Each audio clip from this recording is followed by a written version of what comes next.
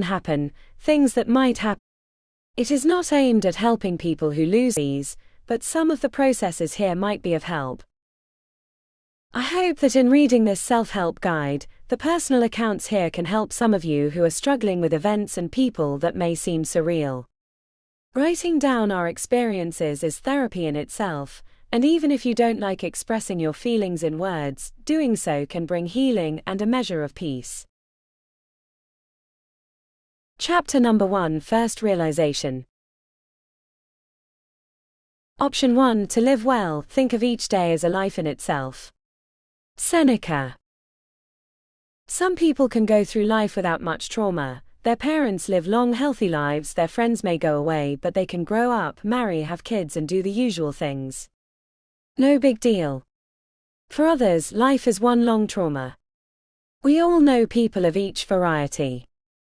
But each human being at some stage goes through the bewildering shock of loss and grieving. We have a deep-rooted fear of death that makes us avoid talking about it. We don't want to make a will because that would acknowledge the reality of our own death. And that is so hard to deal with. My younger son Reese, age 39, became ill when he was working as a delivery driver, with abdominal and hip pain. 6 months later he was dead, from renal cell carcinoma of an unusually aggressive type. He thought, as did the rest of us, that when he finally went to the doctor he would get a few bottles of pills, and that would be that. The family doctor thought it was pancreatitis. The first scans failed to pick up the tumors in his brain. The first rounds of immunotherapy started to destroy his remaining kidney. Cancer had spread to his abdomen, hip bones and lungs, and from childhood asthma he knew the frightening process of suffocation. No nightmare is worse than the reality of fighting a fatal disease. I can only imagine how devastating it is to a young person to be told that you have a terminal illness, that you will be in a hospital for most of your remaining days, that if your heart fails you won't be resuscitated. But I do know from experience what it is like to have to support that person every day, to paint a positive picture, and to live one day at a time. It's a cliché, but it is also a philosophy, and it makes the days that you share with a patient in hospital or home out and unravel not be cut short. You see now that all your previous time with your child or loved one has been focused on other things, your needs, your wishes, your activities. If you have some precious months or weeks with a dying person, then you have to let them know that they are more important than the new car, the holiday, or the household bills. You have to tell them, as often as you can, that you love them unconditionally. My son was surprised when I told him that he was the light of my life. How do we manage to forget to let those closest to us know how much they are valued? Hearing a doctor tell your child that they are going to die and there is no cure is unreal. The worst thing you can do is fall apart and cry or throw tantrums. That feeling of unreality lasts quite a while. It can take you through multiple hospital visits and clinic queues, examinations and teams of specialists, not all of them sensitive or kind. Caring for the dying is exhausting beyond all belief. That's where the one day at a time rule is useful. Thinking about the next day's wait is too much. The calendar will be filled with appointments, let it deal with the future. Treasure each hour, each day spent with the person suffering more than you. When you think about it, each day as a lifetime is a complex notion. Morning becomes equivalent to the childhood years, midday is like adulthood, and evening becomes maturity. It means that at the end of the day you talk about the events you have just lived through and pick out the good things, the funny moments. Even in an ICU intensive care unit, there can be memorable times, the mysteries, and revisit them. Die before their parents. You can ask your God, or you can see what nature teaches. There was a young bird lying still on the road, black and white, feathered like a tattered fan. The child asked the mother, "Why do the young die? Shouldn't the old die first?" The mother was silent for a while, then she said, "The young bird can fall from the nest when its wings are weak. It's the way nature works. Remember, child, that no one knows when you'll die but nature. And nature is more cruel than the cruelest of mothers." Look how the pale magnolia petals get crushed to cream underfoot. Look how the moon has to wither and vanish month after month. Take one step at a time. And the child felt its first fear of death creeping shadow-like up its frail spine. Option 2. Plan out your steps like a landscape gardener.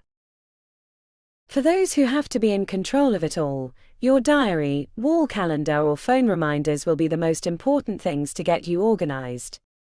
Your patient may turn out to be more plan-savvy than you initially, but you will feel more comfortable if you have some concrete steps to follow. The idea of yourself as a landscape gardener has a creative feel to it, which is not the reality, of course. It's you who are being landscaped and shaped by the events. Your days at home with a patient recovering from surgery may turn out to be ordered something like this. Monday, 7 a.m. taking temperature and medications, breakfast. 8 a.m. weekly blood collection in-house. 10 a.m. shopping for groceries and special supplements, diet.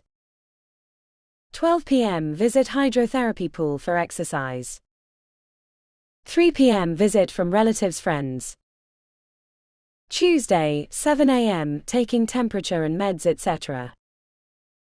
10 a.m. appointment with oncologist to discuss next step in treatment. 1 p.m. exercise in-house on mini bike. 2 p.m. visit from community nurse to set up home care. Wednesday, 7 a.m. taking temp and meds, etc. 11 a.m. to chemist for prescriptions of immunotherapy, chemotherapy drugs, painkillers, vitamin supplements, drugs to boost levels of important minerals, etc. 1 p.m. appointment with urologist for follow-up on surgery, 1 hour. 3 p.m. visit from friends, 1 or 2 hours. Thursday, 7 a.m. the usual routine. 9 a.m. to private hospital clinic for second acidic fluid drain procedure, 2 hours. 11 a.m. visit from friends, relatives, 1-2 hours. 2 p.m. exercise walking round the block or round the room. Friday, 7 a.m. the usual routine. 10 a.m. see palliative care doctor for help with pain relief medication, 2 hours. 11 a.m. to purchase new pillows and bedding for more patient comfort. 2 p.m. appointment with GP for feedback, follow-up on treatments, etc. This is a simplified version of what my son and I went through for a long time when he was able to stay at home after the surgery to remove a diseased kidney. Your days are full. Hospitals are often not staffed well on weekends, so it was always best to go to emergency for problems, like developing unusual physical or mental symptoms, on weekdays. The specialist teams, like the oncology or palliative care doctors, are generally only available on weekdays. Once the patient is in hospital for ongoing treatment or special procedures, you have even less time with them, because there is a whole regimen of nursing requirements such as taking the temperature, washing, feeding, medications, toileting, going for scans and so on in a continuous cycle. At this stage the plan is done for you. You are there to support and need to give your loved one anything that will help them relieve the lack of freedom and the monotony of hospital walls. A walk in the wheelchair, a game on a tablet, a favorite DVD to play, the newspaper they like to read, a story, a book of jokes. Make a list and help them forget where they are, if only for a short time. Friends and relatives often want to come and see an invalid, sometimes in droves. You love them dearly, but they can tire out your patient to the point of distress. Think about arranging with them to space out the visits. Check with them the things they might want to bring. 5 pot plants can be excessive, and 6 chocolate packages are probably not welcomed by the nutritionist. My son kept a journal to record all sorts of things, the doses of his meds, his temp, the urinary output every day, and some personal comments as well. At the front he wrote, "Reese versus cancer." I didn't know this statement was there for a long time, but it shows he had a plan and a positive mindset. This can be vital in coping with day-to-day challenges and setbacks. Each step backwards becomes preparation for a step forwards, even if it is only a mental step. Use all the support services there are. Don't go to the pathologist for blood tests if they will send one to you, it's free. The community nurse will visit your home and change dressings and give advice. There is a government helpline, Health Direct Australia, that offers phone advice from trained medical professionals. Don't be shy. Option 3, let it all happen by itself. Oh friends, this earth is just on loan, we must leave our beautiful poems, we must leave our wonderful flowers, so I am sad when I sing for the sun. Aztec poem from Chalco. This option is the least satisfying, in my opinion. You might feel helpless if you don't have a plan, or if you choose to let everyone around you take charge. But there are times when this state of mind is unavoidable. We get overwhelmed by events, we have to look like we are calm and we have answers for the sake of our patient. But inside you may be blown about like a straw house in a whirlwind. You want to be reassured to hear someone say, "It's all going to be okay." Unfortunately, that someone could be you.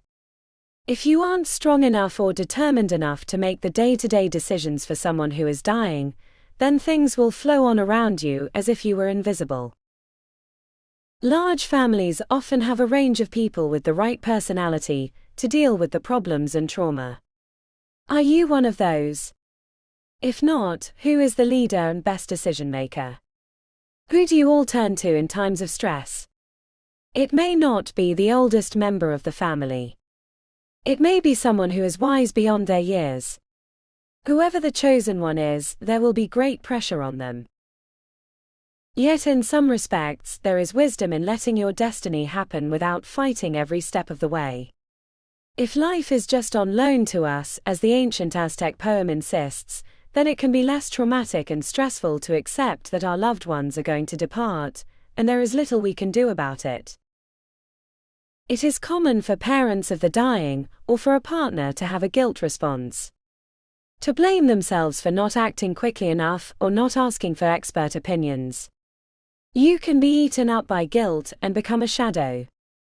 If you can achieve a more distanced perspective, and you can after a time, then you will learn to live with our human inadequacy. Who can foresee illness or accident? Who should take blame for events that only a deity can prevent? We may not go along with the fatalism that tells us that we have no say at all in our lives or of those close to us. But we might go insane if we punish ourselves for choices that we made in good faith at the time. Chapter number 2, Creating a Mental Space, Guided Visualization. There never seemed to be enough time to do meditation or guided visualizations, but they are an excellent backup when dealing with long-term illness. They help both the patient and the carer. Lying in a hospital bed can add to anyone's anxiety. Look at the variety of presentations available on YouTube, and choose one that your patient will enjoy. Or you can write and present your own. Below is one that I like and used with a good friend who was fighting terminal cancer. It might go something like this. The coastal path. Close your eyes and lie as comfortably as possible. Breathe gently, focusing on each breath. As you breathe in and out, you will tune out any noises in the background. Now imagine that you are standing on a green grass pathway in warm sunlight. There are leafy trees on either side, and somewhere just beyond them there is a beach. You can hear the waves surging back and forth like the sea breathing. Now you are walking along the path toward the beach. Feel the